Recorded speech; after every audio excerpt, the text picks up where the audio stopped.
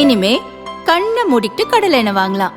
ஏன்னா மந்த்ரா கடலை எண்ணெய் இதயத்தின் தயாரிப்பு. வறுக்க பொரிக்க ஏன் எல்லா சமையலுக்கும் மந்த்ரா தான். மந்த்ரா கடலை எண்ணெய், அபார ருசி, ஆரோக்கியமான உடல் நலம். வணக்கம். செய்தி சுருக்கம். வராதே மிரட்டும் விஜய், கோர்ட்டில் சங்கீதா இடையீட்டு மனு. தாவேக தலைவரும் நடிகருமான விஜயின் மனைவி விவாகரத்து கேட்டு கோர்ட்டில் ஏற்கனவே முறையிட்டுள்ளார். அதில் விஜய்க்கு வேறொரு நடிகையுடன் தொடர்பு இருக்கிறது. இதை கண்டித்தும் விஜய் அந்த உறவை விடவில்லை. ஒரே வீட்டில் நாங்கள் இருவரும் தனித்தனியாக வசிக்கிறோம், வேறு வழியில்லாமல் விவாகரத்து கேட்கிறேன் என கூறியிருந்தார். இந்த மனு அடுத்த மாதம் விசாரணைக்கு வர உள்ளது. இச்சூழலில் விஜய்க்கு எதிராக சங்கீதா புதிதாக இடையீட்டு மனு தாக்கல் செய்திருக்கிறார். அதில் விவாகரத்து வழக்கு தாக்கல் செய்த பிறகு நீலாங்கரை வீட்டிற்குள் என்னை அனுமதிக்க விஜய் மறுக்கிறார். அவரது வக்கீல்களும் மிரட்டுகிறார்கள். விஜய் வசித்து வரும் நீலாங்கரை வீட்டில் எனக்கும் சரிபாதி உரிமை உள்ளது. பிரிட்டன் குடியுரிமையுடன் லண்டனில் வசித்து வருவதால் சென்னையில் எனக்கு தனியாக வீடு இல்லாமல் தவித்து வருகிறேன். விவாகரத்து வழக்கு முடியும் வரை சென்னை நீலாங்கரையில் உள்ள விஜய் வீட்டில் தங்குவதற்கு அனுமதி வழங்கி உத்தரவிட வேண்டும். சினிமாவில் கோடி கோடியாக சம்பாதிக்கும் விஜய் எனக்கும் குழந்தைகளுக்கும் சேர வேண்டிய நியாயமான ஜீவனாம்சம் வழங்க வேண்டும். விஜயுடன் 26 ஆண்டுகள் குடும்பம் நடத்தி 2 குழந்தைகள் பெற்று வளர்த்துள்ளேன். திருமணத்திற்கு பிறகு விஜயை மிகவும் சிறப்பாக கவனித்துக் கொண்டேன் என்று அந்த மனுவில் சங்கீதா கூறியுள்ளார். மேகதாது அணை குறித்து ஸ்டாலின் பேசாதது ஏன்? அண்ணாமலை அட்டாக். மக்கள் மருந்தகங்களால் மக்களுக்கு கிடைக்கும் நன்மைகள் குறித்து விளக்கும் கூட்டம் பொள்ளாச்சியில் நடந்தது. இதில் பாஜக முன்னாள் மாநில தலைவர் அண்ணாமலை கலந்து கொண்டார். முதல் இன்னைக்கு சமையல் எரிவாயு இன்னைக்கு உங்களுக்கு தெரியும், ஈரான், அமெரிக்கா, இஸ்ரேல் போர் தொடுப்புக்கு பிறகு இந்தியாவிற்கு வரக்கூடிய சமையல் எரிவாயுல ஒரு பெரும் தட்டுப்பாடு ஏற்பட்டிருக்கிறது. குறிப்பாக ஸ்ட்ரைட் ஆஃப் ஹோர்முஸ் பகுதியில் சவுதியிலிருந்து அதிகமாக, கட்டாரிலிருந்து அதிகமாக நம்ம கேஸ் எல்பிஜிலாம் வருது. மத்திய அரசு ஐயா நரேந்திர மோடி அவர்கள் பல இடத்துல எங்கேயுமே விலை ஏற்றக்கூடாதுன்னு பல இடத்துல நம்ம முயற்சி பண்ணி வச்சுருக்கோம். மார்க்கெட் ப்ரைஸ்க்கு ஈக்குவலண்ட்டாக, அதாவது சர்வதேச சந்தையில் ப்ரைஸ் ஏறும் பொழுது சில இடத்துல வேறு வழி இல்லாமல் நம்ம ஏற்ற வேண்டியதாக வருது. இன்றைக்கி இந்த வார் அதிகமான பிறகு கடந்த ஒரு வாரத்துக்குள்ளே மட்டுமே பிரெண்ட் குரூடு இன்னைக்கு கிட்டத்தட்ட 20% உயர்ந்திருக்குது. $91 வந்திருக்கு ஒரு பேரல். அதே நேரத்தில் கச்சா எண்ணெய் அதனுடைய ஓவரால் விலை உயர்ந்திருக்கு. எல்பிஜி கேஸ் விலை உயர்ந்திருக்கு. இன்றைக்கி நம்முடைய எண்ணெய் நிறுவனங்கள் நாம் பயன்படுத்தக்கூடிய சப்சிடி இல்லாத கேஸ் சிலிண்டர் $913 ₹60 உயர்த்தப்பட்டு இன்றைக்கி $913 உயர்ந்திருக்கு. சில இடத்துல எதிர்க்கட்சி நண்பர்களுடைய குற்றச்சாட்டை பார்த்தோம். அதற்கு பதில் சொல்வதற்காக பத்திரிகை நண்பர்கள்ட்ட பேசுகிறோம். உஜ்வாலா திட்டத்தின் மூலமாக நாம் ஆட்சிக்கு வந்த பொழுது 2014 இந்தியாவில் எல்பிஜி கனெக்ஷன் வெறும் 14 கோடி மட்டும் இருந்துச்சு. நாம் கடந்த 11 ஆண்டுகளில் அது 33 கோடியாக உயர்த்தியிருக்கின்றோம். 14 கோடி வீட்டில் இருந்த கனெக்ஷன் இன்றைக்கி 33 கோடி வீட்டில் இருக்குது. அதிகமாக இருக்குது, பயன்பாடு அதிகமாக இருக்குது. 45 விழுக்காடு நம்ம இம்போர்ட் பண்ணுற கேஸ் மட்டுமே அதிகமாக இருக்குது. அதையெல்லாம் கருத்தில் கொண்டு பிரதமர் அவர்கள் சீரிய முயற்சினால் மேக்சிமம் ப்ரைஸை கண்ட்ரோலில் வச்சுருந்தாங்க. இன்றைக்கி சில காரணங்கள் நம் கையில் இருக்கக்கூடிய காரணங்கள் கிடையாது, இன்டர்நேஷ்னல் ரீசன்ஸ். இன்றைக்கி 913 சப்சிடி இல்லாத சிலிண்டரும், சப்சிடி இருக்கக்கூடிய சிலிண்டர் 613, ₹300 குறைவு. உஜ்வாலா திட்டத்தில் 10 கோடி சகோதரிகள் உஜ்வாலா திட்டத்தில் சிலிண்டர் வாங்கியிருக்காங்க. அவங்களுக்கு அந்த சப்சிடி தொடரும். 12 சிலிண்டருக்கு ₹300 மத்திய அரசு சப்சிடி கொடுக்குறாங்க. அதையும் பத்திரிகை நண்பர்களுக்கு இந்த நேரத்தில் சொல்ல கடமைப்பட்டிருக்கின்றோம். அதே நேரத்தில் முதலமைச்சர் ஐயா ஸ்டாலின் அவர்களுக்கு தேர்தல் வாக்குறுதி 503 ஒரு சிலிண்டருக்கு ₹100 மானியம் கொடுப்பதா சொன்னீங்க. இது கொடுக்க வேண்டிய நேரம் இது. ஆனால் இன்டர்நேஷ்னல் லெவலில் ப்ரைஸ் உயருது. இன்னும் அந்த வார் எத்தனை நாளைக்கு இருக்குன்னு நமக்கு தெரியாது. இன்னும் 2-3 மாதத்துக்கு போகலாம். அதனால் நம்முடைய பொதுமக்களுக்கு கண்டிப்பாக தொந்தரவு ஏற்படும். அதனால் முதலமைச்சர் ஐயா அவர்கள் 503வது தேர்தல் வாக்குறுதியின்படி நீங்கள் 2021 சொன்னீங்க, இதுவரைக்கும் எல்பிஜி சிலிண்டருக்கு மானியம் கொடுக்கல. நாம் ₹300 மானியம் 10 கோடி பேர்த்துக்கு மோடி ஐயா கொடுக்குறாங்க. அதனால் உடனடியாக தமிழகத்தில் எல்பிஜி சிலிண்டர் வச்சுருக்கிறவங்க எல்லாத்துக்குமே ₹100 மானியத்தை நீங்கள் உடனடியாக கொடுக்கணும் அப்படிங்கிற வேண்டுகோளையும் பாரதிய ஜனதா கட்சி சார்பாக இந்த நேரத்தில் வைக்கிறோம். கர்நாடகாவில் காங்கிரஸ் அரசு திரு சித்தராமையா அவர்கள், முதலமைச்சர் அவர்கள், இன்னைக்கு மேகதாது அணைக்கான டீடைல்டு ப்ராஜெக்ட் ரிப்போர்ட் அதை தயார் பண்ணுவதாக சட்டமன்றத்தில் அறிவிச்சிட்டாங்க. எப்போ அறிவிச்சிருக்கிறாங்க? திராவிட முன்னேற்ற கழகத்திற்கும் காங்கிரஸுக்கும் கூட்டணி உறுதியான பிறகு அடுத்த நாள் சொல்கிறாங்க. அப்படி இருக்கும் பொழுது இவர்களுக்குள்ள மறைமுகமாக ஏதோ பேச்சுவார்த்தை நடந்தது போல் தெரிகிறது. காங்கிரசும் திராவிட முன்னேற்ற கழகம் தங்களுடைய கூட்டணியை அதிகாரப்பூர்வமாக அறிவித்த பிறகு அடுத்த நாள் கர்நாடகாவில் இருக்கக்கூடிய காங்கிரஸ் கட்சி முதலமைச்சர் திரு சித்தராமையா அவர்கள் மேகதாது அணைக்கான டீடைல்டு ப்ராஜெக்ட் ரிப்போர்ட்டை நாங்கள் தயார் பண்ண போகிறோம் அப்படின்னு. அதனால் அறிவித்த நேரம் தப்பு, அறிவித்த முறை தப்பு, அறிவித்ததே தப்பு. தமிழ்நாடை பொறுத்தவரை ஒரே வார்த்தையில் சொல்கிறோம், மேகதாத்து அணையை கட்டக்கூடாது என்று சொல்லுகின்றோம். காரணம், டெல்டா பகுதியினுடைய விவசாய பெருமக்களுக்கு பெரும் பிரச்சனை. ஆனால் முதலமைச்சர் அவர்கள் இதுவரை கண்டிக்காத எங்களுக்கு பெரிய வருத்தத்தை கொடுத்துருக்கு. இதுவரை கண்டிக்கல, இதுவரைக்கும் பேசல. முதலமைச்சர் அவர்கள் வேணும்னே காங்கிரஸ் தன்னோடு கூட்டணியில் இருக்க வேண்டும் என்பதற்காக தமிழகத்தினுடைய டெல்டா பகுதியினுடைய விவசாய நலனை அடமானம் வைத்து விட்டாரா என்கின்ற எண்ணம் நமக்கு ஏற்பட்டிருக்கிறது. அதையும் இந்த நேரத்தில் பாரதிய ஜனதா கட்சி வன்மையாக கண்டிக்கிறோம். முதலமைச்சர் இதுவரைக்கும் பேசல. பத்திரிகை நண்பர்கள், நீங்கள் முதலமைச்சரை கேள்வி கேட்கணும். எப்படி பக்கத்து மாநிலத்தில் டிபிஆர் டீடைல் ப்ராஜெக்ட் ரிப்போர்ட் தயாரிப்புன்னு அங்கே முதலமைச்சர் சொன்ன பிறகு ஒரு கண்டன குரல் கூட கொடுக்காம எப்படி நீங்கள் தமிழகத்தினுடைய நலனை காப்பாற்ற போறீங்க அப்படின்னு.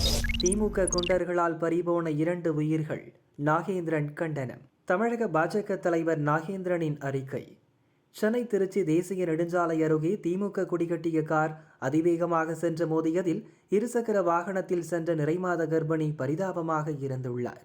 இந்த செய்தி நெஞ்சை கணக்கச் செய்கிறது. திமுக குண்டர்களின் அட்டூழியத்திற்கு ஒரே நேரத்தில் 2 உயிர்களை பலி கொடுத்துவிட்டு தவிக்கும் அந்த பெண்ணின் குடும்பத்தாருக்கு என்ன ஆறுதல் சொல்லி தேற்றுவது? திமுக காரன் என்ற போர்வையில் உடன்பிறப்புகள் செய்யும் அராஜகங்கள் அளவின்றி தொடர்வது கடும் கண்டனத்திற்குரியது மட்டுமின்றி பெரும் ஆபத்தானதும் கூட.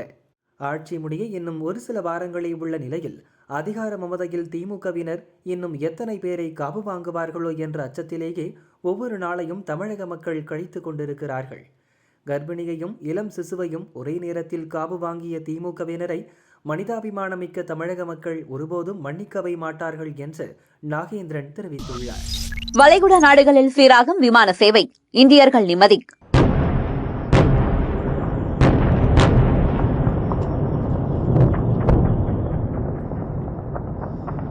ஈரான் இஸ்ரேல் போரை அடுத்து ஈரானை ஒட்டியுள்ள வளைகுடா நாடுகளிலும் போர் மேகம் சூழ்ந்துள்ளது.